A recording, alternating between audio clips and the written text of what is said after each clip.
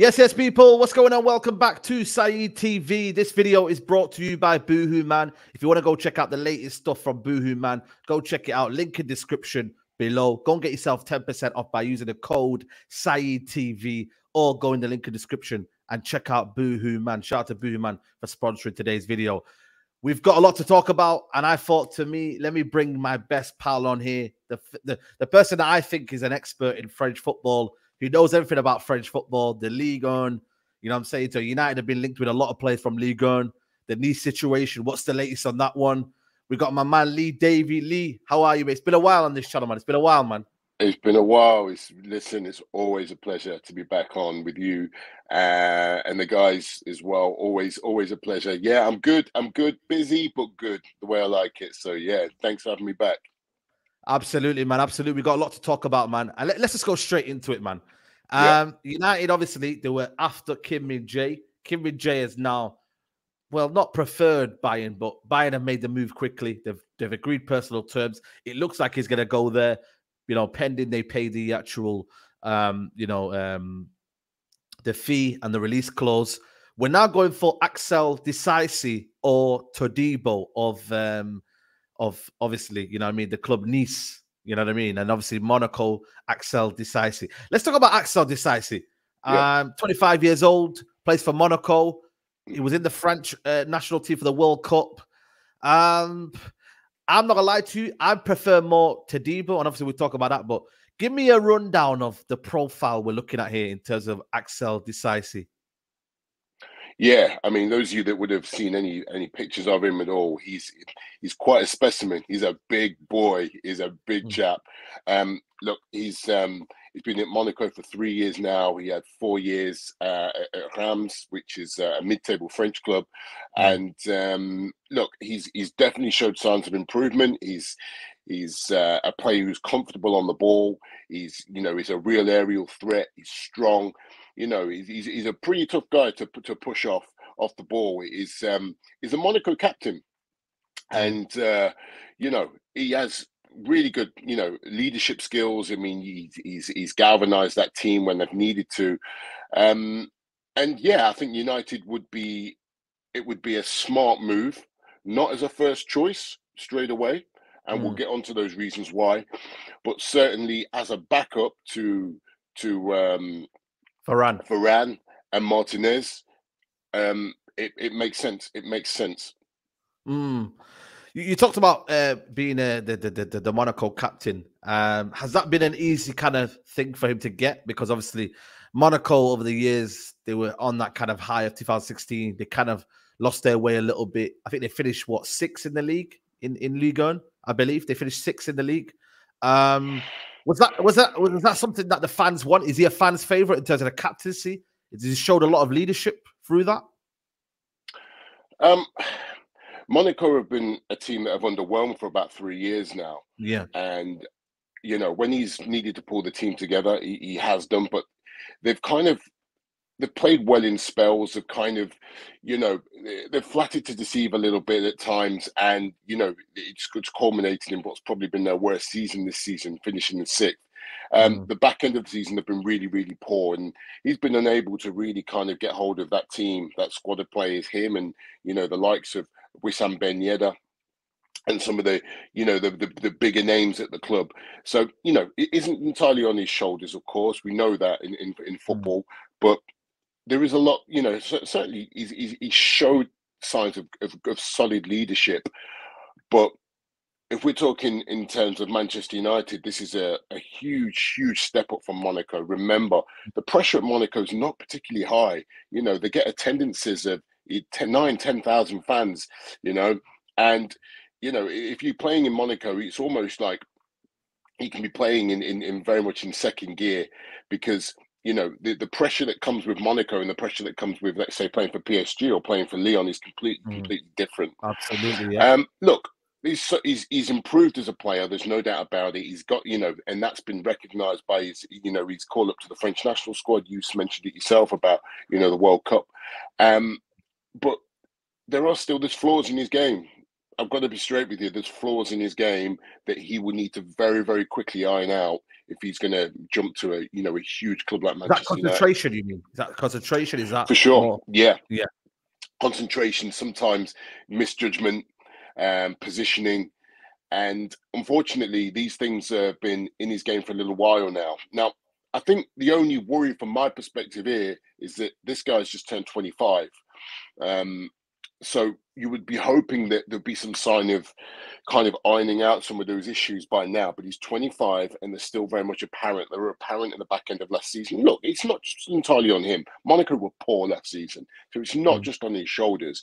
But if we're talking about his game, there's still a few flaws in there that don't seem to be showing any sign of going or disappearing. And to an extent, you can get away with that in Ligue 1. But in the Premier League and Champions League, the return of the Champions League for Manchester United, that could be a problem. That could be a problem. So it's something he knows he's going to have to step up if he is to make that move to Old Trafford. We know that, he's been heavily linked in the last few days.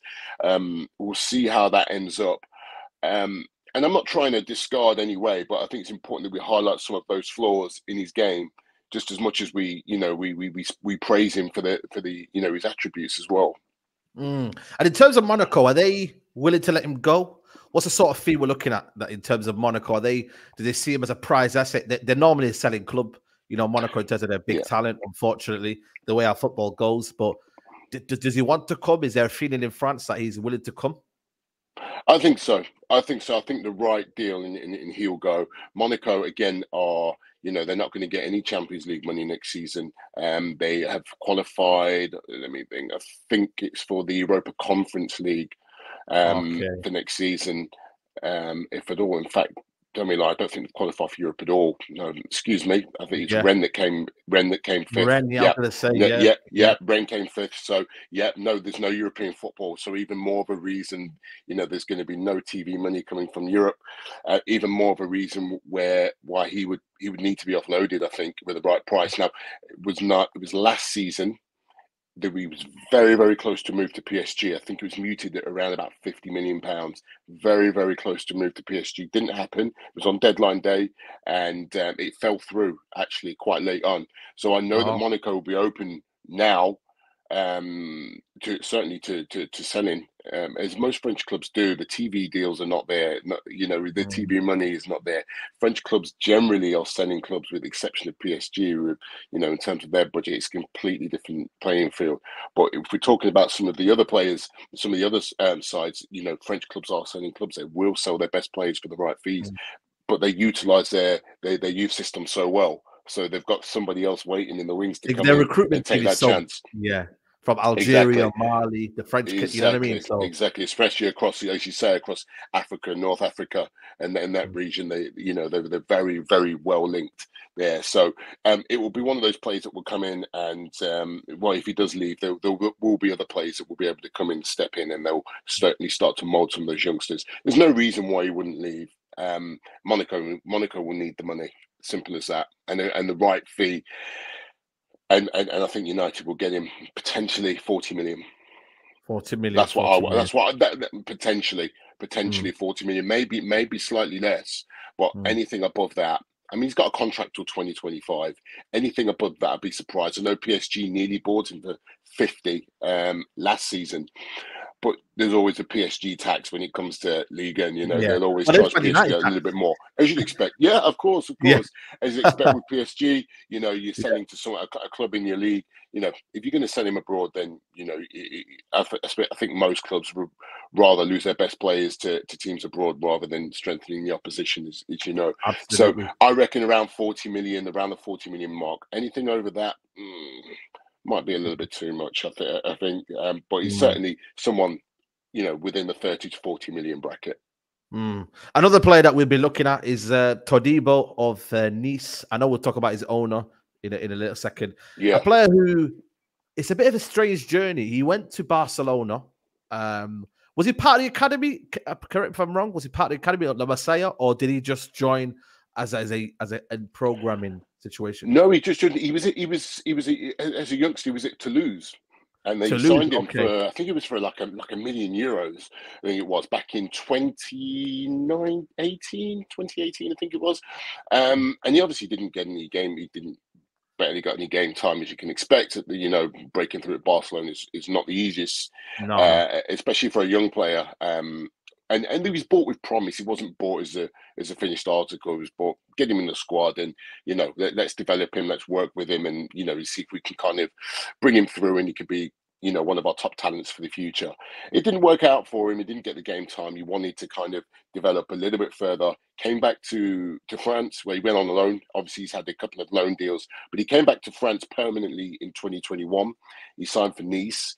And since then, he's really gone. It's like he's found his home in Nice, to be honest with you. He's built an amazing partnership with Dante. You remember Dante, Yeah, the Dante. Yeah, centre yeah, yeah, back? yeah. Yeah. So they've built up a really good understanding, those two together, and he's really kicked on since coming back to Liga. And I don't think he'll be there for too much longer. I really do think there's a move in him. There's a lot of clubs that are courting him, a lot of clubs that are looking into him. He's got a lot of suitors, and quite rightly so, because for me, I love watching him play. Every time I see him play, I can't help but be impressed. He's like a Rolls Royce defender in the making. So comfortable on the ball, good in the air, strong. You know, likes to play out from the back. Chips in with the odd goal here or there. He's a threat in so many areas, and he's got so much pace as well. You know, he's getting on the ball, comfortable, pace. It's really difficult for a lot of Ligue 1 strikers to outrun him, and there's a lot of pace in Ligue 1, believe me. Yeah, definitely. But there's a lot of pace in Ligue 1, but he's a really promising prospect. Not quite broken into the French national squad yet, but there's definitely time for that. And I think for that to happen, he's going to need a bigger move away from Nice. But you know, if I don't know if you're going to ask me the question, I'm going to jump in there anyway. But if you was to tell me, would you pick one or the other? Yeah, I was going to say. Yeah, it's definitely Todibo. Yeah, for me, if I'm picking one or the two, as it stands at the moment, and Todibo's 23. He's 2 years younger than Disasi. For me, his development has been better. Even though it didn't work out for him in Barcelona, you can really see that, you know, that trajectory is going in the right direction. He's gonna only get better and better and better. So for me, Todibo would be the choice that I think would be the better signing out of the two. And how much do you reckon you could get him for right now? Obviously, I spoke to a Nice fan a couple of weeks ago, maybe months ago, and he said around 40 to 50 million. Do you reckon it's that amount, that kind of price we're looking at? I would have had about 40 in my head. I would have had 40, but then it depends who the owner is, doesn't it? There you go, exactly. You know, you see how these things work. But I hope not. I'll tell you that. Well, I would say about 40 million. I'm guessing from that you prefer the Qatari bid to go through. Definitely.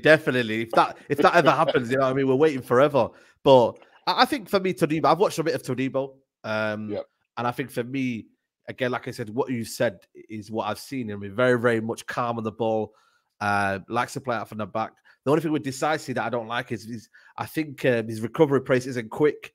And I just don't think on the ball, I've not seen enough from him to kind of say, you know what, he should come to Manchester United. But again, it just shows, you know, like the crop of centre-backs now and just in general football talent, you're going to have to go for these kind of marks that take a little bit of a risk and then kind of, you know, develop them. It is a very much development kind of stage we're in right now in football. You know, there's no guaranteed Van Dijks anymore. There's not when you look at it, is there?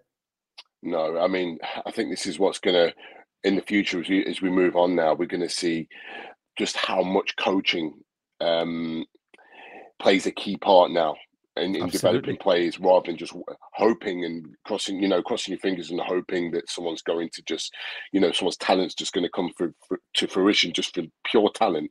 So now coaching is going to be the key going forward. Not just that, but the players that you assemble around them. For example, Disasi, he would hugely benefit from being around someone like Rafael Varane, obviously. Yes. Compatriot from the same country, you know, but just being around someone who's been there, done it, who's respected, who's, you know, who's kind of literally done it all in the game. So who those type of resources that you have around players are also key as well. But as I said, look, both players can offer something to Manchester United without a doubt. I think Todibo will be knocking at the door. I think that he'll be knocking at the door for a start, because he won't want to be. He won't want to be in a position that he was in Barcelona, or feel like he was in Barcelona. You won't want to stump his development, because it is really going in the right direction.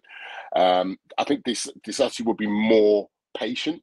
I think it will be more of a patient, and certainly from him, look, he's not going to break in. He's not going to break Erik ten Hag's first choice centre back pairing. Not even Maguire. Maguire can't do that. Lindelof can't do that. He's set on his first choice pairing. But I think with Todibo, it would certainly give United fans, it would give Ten Hag something to think about. Having him in, and certainly if you felt that if one of the players was out, I know Rafael Varane had a few issues of injury last season. Martinez got injured towards the end of the season.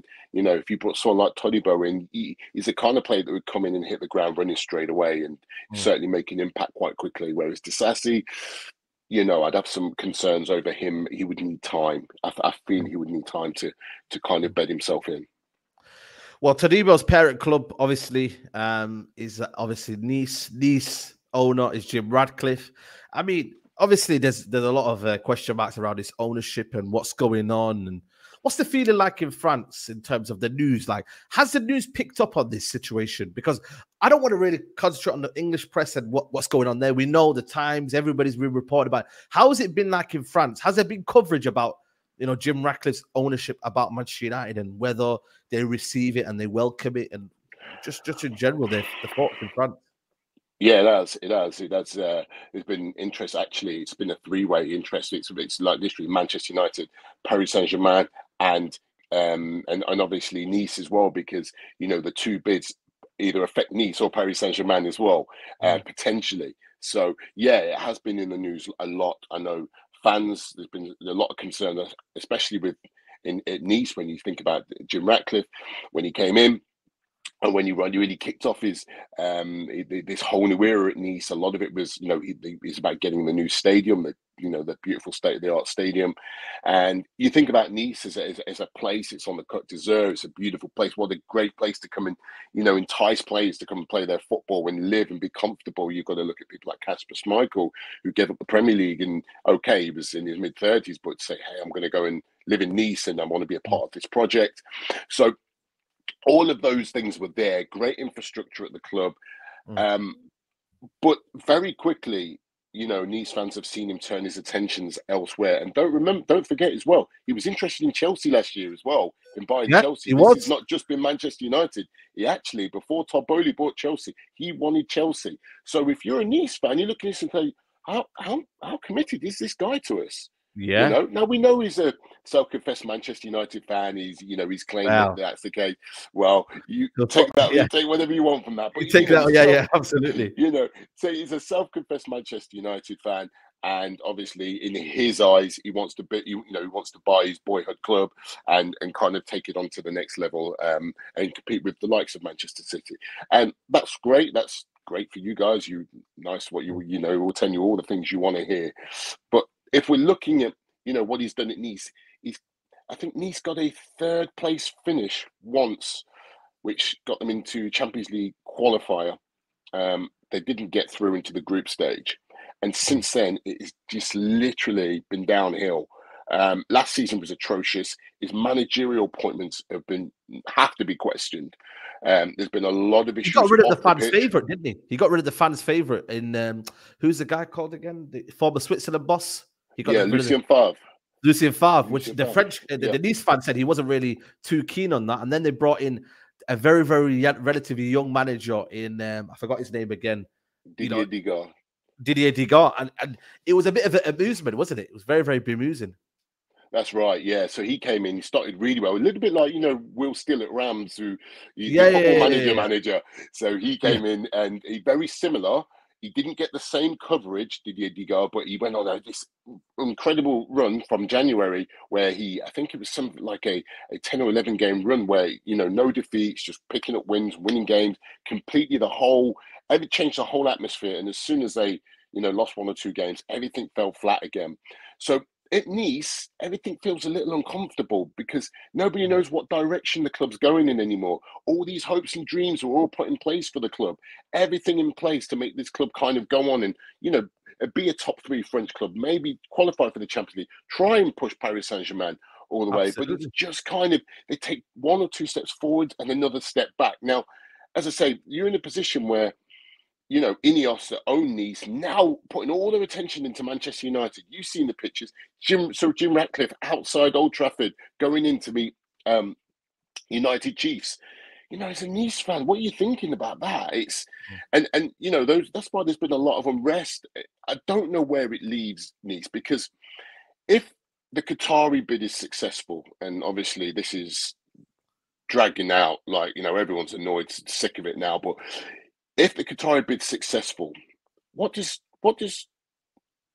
next for Nice? What's next for those guys?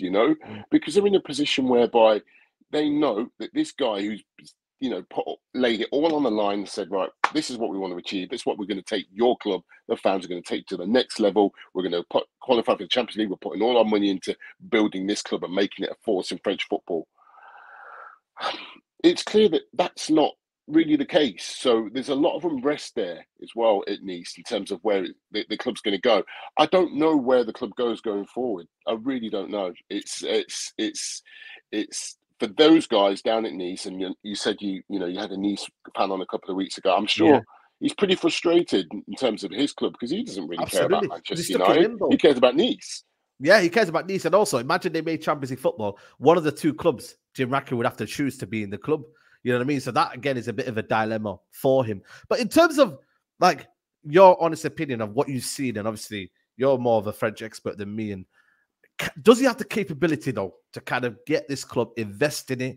Like, there's a lot of people who question his billionaire status and whether he can really, really, like, invest in a football club. I know Nice is not Manchester United. We shouldn't judge that on him. But from what you've seen, and I've heard stories about him leaving was it Europa League Conference League final, semi-final? He left early, the Nice fans said, because of traffic. Has he got that ambition, the motivation to kind of take this club to the next level?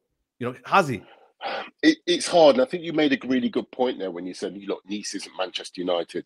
It feels as though with Nice is obviously where he likes to live, where he likes to kind of enjoy his time. Who wouldn't want to live in Nice? It's a good, beautiful part of the world.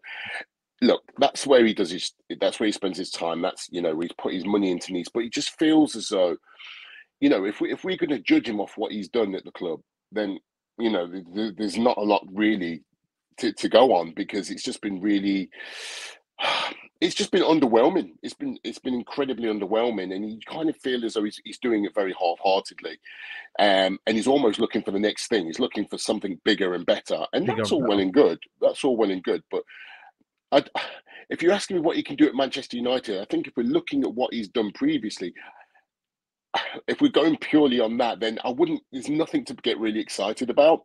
Now, who's to say that when he gets to Manchester United, if he is this boyhood fan and, he's willing to, put all his money in, I think there was an offer of 60%, and was it some of the Glazers were going to? The Glazers were going to keep a stake, which I'm sure wouldn't, certainly wouldn't make too many Manchester United fans happy. No. I know that a lot of them want the Glazers 100% out of the club. So I guess he wouldn't really endear himself in that way either. There's nothing in his past with Nice to suggest that he would make a success of it with Manchester United. I could be wrong, because he could put his whole heart into it and say, right, I'm going to make a real go of this. I'm going to get this club back to the top of English football. But there's nothing to suggest he would do, because at the moment it's just all very, very messy at Nice. Very, very messy. Yeah. And obviously right now we're just still waiting on that situation. So, I mean, God knows what happens, man. I want to stick to the French league. Kylian Mbappe. Listen, there's report that is the Sheikh Jassim's marquee signing. I'm not gonna lie to you. I think the Mbappe story is getting a bit boring for me. Every year we're talking about. I don't know. You must be bored as well discussing it. Like, man. It's a boring saga, because it's like when he's asked about it, he says no, I want to stay. But then after that, you hear Fabrizio Romano and big journalists coming out saying that he actually doesn't want to extend his contract, and next year Real Madrid will be coming in for him. what's the latest on the Kylian Mbappe right now? Because it's crazy, isn't it? Right now in a minute. Yeah, it's draining. Is probably the best word I can give you. Whether you're a journalist, whether you just even you whatever you do, whether you just follow on Twitter or anything, it's a really, really draining storyline, this one, because nobody knows how it's going to end up. I think we kind of know how it's going to end up. We had last year where it looked like he was going to Madrid. He leaves it to the last minute. He then announces at PSG. He then comes back. He's not happy with the transfer window last summer. And to be fair, it was a little subpar, but it's subpar because... You think so? Vitinha, the players that they bought some good midfielders, though. Soler, you know, or is it not the standard that you want? No, it's not the quality they want. But you've got to understand, when you're a football advisor, Luis Campos, a football advisor, when you've got Messi on $500,000 a week, Neymar on 600, Mbappe, similar contracts, then you are really, really, your hands are really, really tied in terms of what you can do in the transfer market. So, yes, of course. So we can be disappointed with the transfer market, with last season's transfer market. But also, the players that are currently there are the ones that are making this so difficult. People on huge contracts. Don't forget, people like Julian Draxler, Mauro Icardi are out on loan. You know, these are guys with huge contracts that need to be offloaded. So PSG have made a mess of that. But look, in terms of Kylian Mbappe, again, I won't go off on a tangent here. In terms of Kylian Mbappe, he's obviously dropped a letter in to say that he doesn't want to renew and it will certainly opt in for his third year. Which was always optional. It was 2 years plus one, which I think for PSG fans, they almost felt they were lied to. You've seen the photo, you've seen the pictures of him at the Parc des Princes last year. Yeah. It's got the Mbappe 2025 shirt 25, on. Well, it's not Mbappe 2025, is it? We found out a little bit later, it's actually Mbappe 2024 plus one. Now, that's going to end up at Mbappe 2024, really, because this guy wants to go to Madrid. I think he regrets not going to Madrid. And as much as he loves PSG, he regrets not going, because we're in a situation here where there's players that, in my opinion, don't have as much talent as him, now bypassing him for Ballon d'Ors. Okay? That's just my opinion. And he should be contesting Champions League finals, Champions League semi-finals. You've seen him score hat-tricks in World Cups. World Cup finals. We know what he's capable of. I think he's the best player in the world for me in terms of the X factor, in terms of everything, ability. I think he's the best player in the world, and he wants to win that Ballon d'Or. He wants to win the Champions League. He's seen Haaland, who I think he's, for me, a better talent than Haaland. Haaland's a devastating goal scorer, but in terms of pure talent, I think he's better than Haaland in that sense. Yeah, and he's won everything in his first season. You know what I mean? Exactly. So he's looking at that and thinking, well, this guy's going to be up for the Ballon d'Or, right? I scored 3 goals in the World Cup final, didn't win the World Cup final. PSG are just literally, clambering over the line. They won Ligue 1 by a point in the end, despite being 10 points ahead. Didn't even win the French Cup. Champions League round of 16 for the second season in a row, out in the round of 16 stage. So, he's looking at that and thinking, I want to give you a chance, PSG. I want to give you a chance to propel yourself to Champions League finals, to try and win this competition. But we're not doing that. And we haven't got the players to do that. Yeah. And the situation for him is he's getting frustrated. I think he wants to win something with PSG so much, with his hometown club, so much. But I think he's come around to the thinking that this isn't going to happen. But I can't put my career on hold, because he's 25 in December. I can't put my career on hold. I need to go on and go. I should, Madrid is where I can achieve these. Madrid is where I can win a Ballon d'Or. Madrid is where I can win a Champions League. And he's right. He's absolutely right. But don't also forget, he's played his whole career in Ligue 1. He can't play. A player of that stature cannot play his career in that league. He cannot. And I'm not trying to be disrespectful, but he needs to be on a bigger stage. He needs to be on a higher stage, a bigger stage, and winning championships, being recognised as being the best in the world, because that's what his talent deserves. Now, I don't know how this is going to end up, Saeed. I don't know how this is going to end up, because what Kylian Mbappe does very well, he plays games. He likes, he plays his, he attentions. He loves plays a lot of games. He likes the attention. So he will play games and he'll keep people waiting and he'll drop little things in.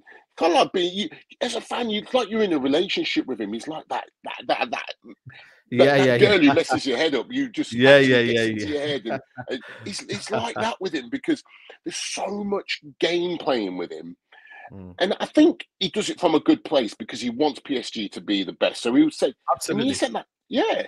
So he does that a lot. So this is what makes it confusing in terms of what he really wants and what's going to happen.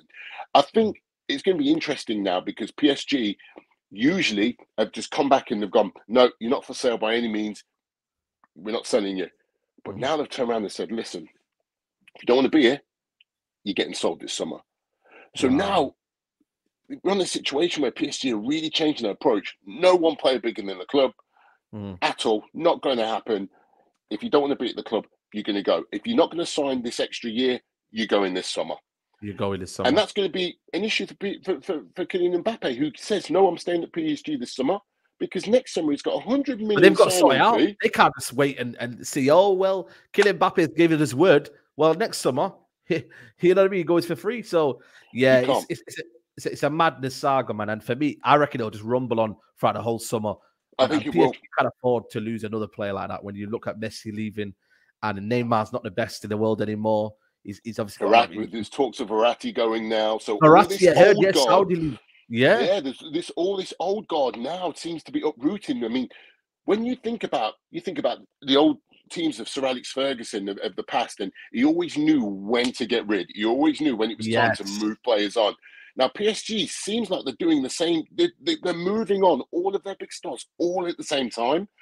And I don't care who you are, what team you are, that is going to massively upset the club, the team, in so many ways. And it's just, again, it's going to be an absolute crazy situation next season. I don't know what to expect. I never do anyway, but I don't know what to expect next season, who's going to be there, how this team's going to play, who's coming in. Looks like Luis Enrique is coming in as manager. Yes. It could looks potentially like that's going to happen. Find a project for him because he's more of a project manager, isn't he? So I think so. Yeah, I think so. It's just such a strange time at the club, and then you've got the other side of things. You know, are the Qataris going to hold on to PSG?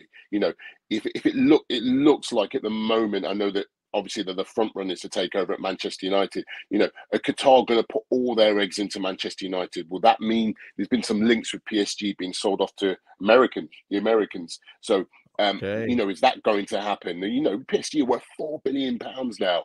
They're a huge kind of, in terms of a club, you know, they're never going to be the size of Manchester United. We know that. But in terms of commercially, they're massive now. They're worth a hell of a lot of money. And that's the commercial stuff that the Qataris have done. They've done that really well, but it's been at the expense of the footballing project, unfortunately. So the fans now want focus on the footballing project, and understandably so. So we'll see what happens in terms of that going forwards. But I know that with going back to what we was talking about the French press before, I know that there's been, you know, a little bit of uncertainty amongst PSG fans. You know, hold on, Qatar are going for Manchester United. How does that affect us? You know, there was talks that President Nasser Al Khelaifi, you know, been involved in the process of Qatar buying Manchester United. So again, you know, they're looking at him and say, hold on, we've got a club to sort out. We've got no manager. And you're doing this. Kylian Mbappe wants to go. Messi's just gone. This club needs players, and you're off doing deals for Manchester United. So it's, you know, there's a lot of, the fans are quite angry, frustrated. Absolutely. And there's a lot of fans now that are ready for Qatar to sell PSG. They're ready for new owners, which would not surprise me within the next 24 months or so if Qatar buy Manchester United. Wow. Just as lastly, I think for me, I always look at French talent as producing the best talent in Europe. I mean, last year you gave us a couple of names. I can't remember which names you said last year when we were talking about the French names and French players that you were thinking to go look out for. Since that year, I think I could name you Enzo Lefebvre, Caqueret from Lyon. I think has stepped up now. There's a couple there that I'm looking at. But who would you say is going to be hot in Europe in terms of leaving, in terms of maybe you've got the Lyon apparently in financial trouble. They're looking to sell a lot of players, you know. So where do you think United should be exploring in terms of the next, you know, big thing, a big player, you know, in France? So United looking for a midfielder, would you say? We need midfielders. We know United won the striker. We know priorities a striker. Yes. For United. Kolo Muani is one of them as well. Colin Moine is one of them, obviously. Yeah, of course. I kind of actually think he's slightly overpriced at 100 million. I know he's been Yes, quoted definitely. at 100 Absolutely. million. As a good a talent he is, I do think it's a lot of money for him. A lot. He's probably, for me, a 60 million pound striker, not a 100 million pound striker. So, we'll see what happens with that one. I think in terms of forward players, there's a couple of guys down at Lyon that would really suit Manchester United. I know that Chelsea have gone in with Malo Gusto, and they've gone in and got him. But it's a couple of decent players at Lyon. Again, they've missed out on Champions League football. They've missed out on European football. I mean, if you're the French league and you've got no Monaco and Lyon, and they've both missed out, big clubs in France, both missed out on European football. It's insane. But anyway, Lyon have missed out for the second year running entirely. There's no European football for Lyon. They've got a couple of young players. They've got Ryan Cherky, which you may have heard of. He's a forward. Very good player. He's 19. He's got all the talent in the world. He's a magician, an absolute magician. He's got a contract. He signed a new deal. He's got a contract, I believe, till 2025. But for the right price, Lyon will offload him. He's a French under 21. He can officially play for France or Italy. He's through his parents. He's so skillful, so silky on the ball. The only thing he needs to do is just be a bit more consistent with his goal scoring. But in terms of his creativity on the pitch, you want a real creative, like an architect. He's got all the talent in the world. He's 19, best years ahead of him. If you haven't seen him, go check him out. Anybody out there, go check him out. He's a real talent. So yeah, Ryan Cherky definitely. And there's another good lad at Lyon who's just come through, really broke through this season. His name's Bradley Barcola. And he's a right-sided, can play winger or kind of like a right-sided forward. If you go and look at Alexandre Lacazette's goal haul this season, I think he ended on 27 league goals, which has got Arsenal fans scratching their heads thinking, what? I tell you what, go and see who set up all his goals. This lad, he's a young lad. He's 18, I believe he's 18. He's broke through this season. Real talent on their hands, Lyon. They just create. They produce so much talent. Lyon do. They do. Their talent pool is unrivaled. Honestly, it's incredible. So again, another really fantastic player who's coming through, attacking player. I know there's one or two English sides that have shown an interest in him, but someone that won't be at Lyon for too much longer. Same as Malo Gusto, who again, as I said, went to Chelsea. Chelsea picked up on that one quite quickly. So yeah, they're two pretty good players. I like Caqueret still, Maxence Caqueret in midfield. If you're looking for a solid centre midfielder, there's always Marco Verratti. Looks like he's on the. I worry about his injury record. That's the only thing. His injury record isn't great. Yeah, you know what I mean, and that's the issue. 5 years ago, that's why. Yeah, absolutely. I think this is why PSG are looking to maybe offload him now, because his best years appear to be behind him. To be honest, but look, there's some really top talents coming out of France. Just trying to give you someone off the top of my head from in midfield. Oh, so we got Lyon, Lens, Seko Fofana.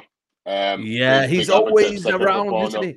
Yeah, big advocate of him. Do not understand for the life of me how he is still at Lens.